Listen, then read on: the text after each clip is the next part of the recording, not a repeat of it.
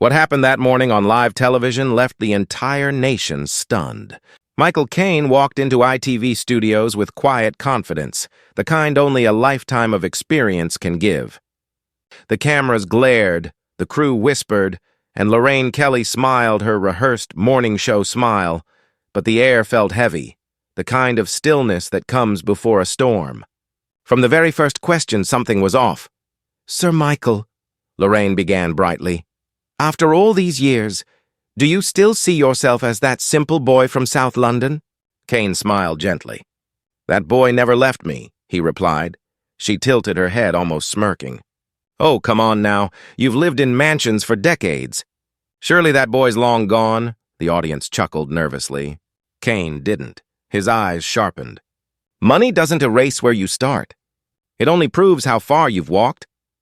For a split second, Lorraine hesitated, but then she pushed again. "Maybe it's time to stop selling the struggle story, don't you think?" The temperature in the room dropped. You could feel every heartbeat.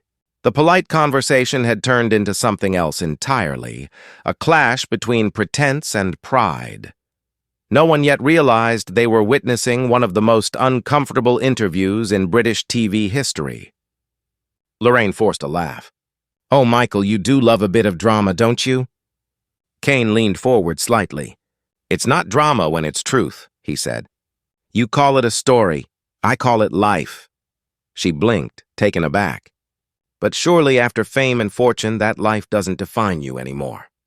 He nodded slowly. "It defines me more now than it ever did, because I remember what hunger feels like." The studio fell silent again. Lorraine's smile stiffened. "Let's not be so grim," she said quickly, trying to steer the show back to light talk, but it was too late. Something had shifted. The audience at home could sense it. A man defending his roots, and a host desperate to keep control of a conversation she was losing. The tension was growing, and the spark that would ignite it was just seconds away.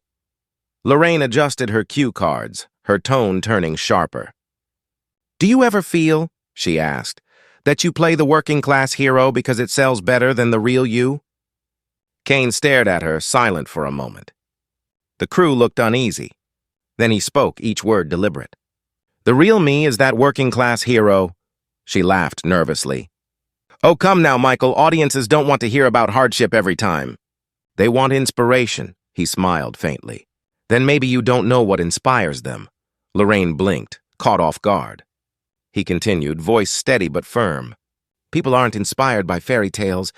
They're inspired by someone who's been hungry, tired, and still showed up. You don't erase the struggle. You respect it." Her face hardened. "That's a bit heavy for morning television, isn't it?"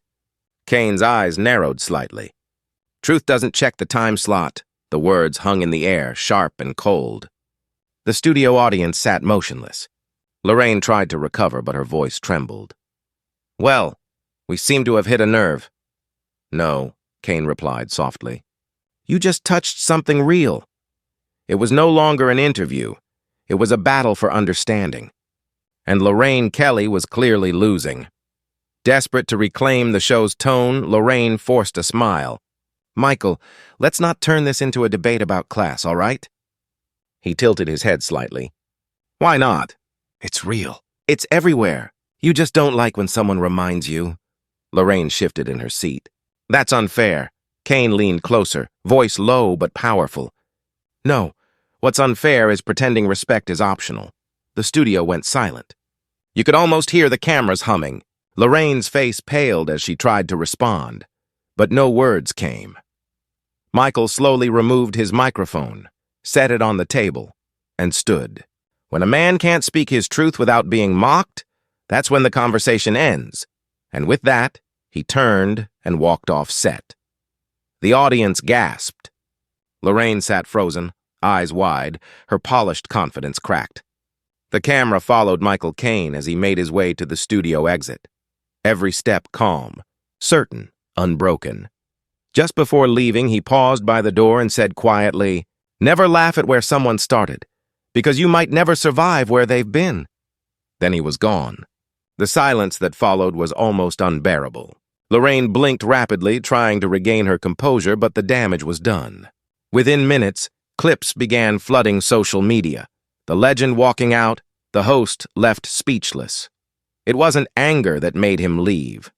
It was principle, and that, the audience decided, was true class.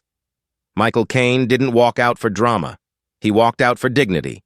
In that moment, live on television, he reminded millions that real class has nothing to do with fame, titles, or fortune. It's about how you carry yourself when someone disrespects your truth. He didn't raise his voice. He didn't insult anyone. He simply stood up, not just for himself, but for every man and woman who's ever been told that their story no longer matters. For the builders, the cleaners, the dreamers who started with nothing and built everything through sheer grit. His silence spoke louder than 1,000 headlines. In a world where people measure worth by popularity, Michael Caine measured it by principle.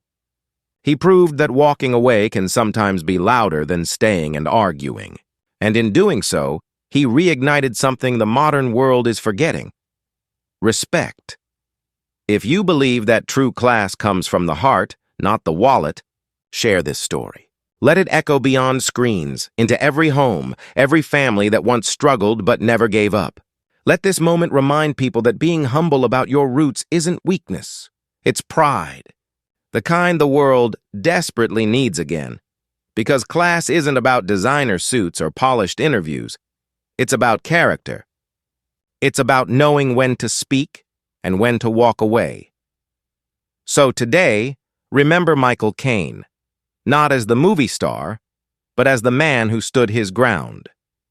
A man who reminded Britain that respect is timeless and dignity never goes out of style. Share his stand, remember his silence, and never forget where you came from, because that's where real greatness begins.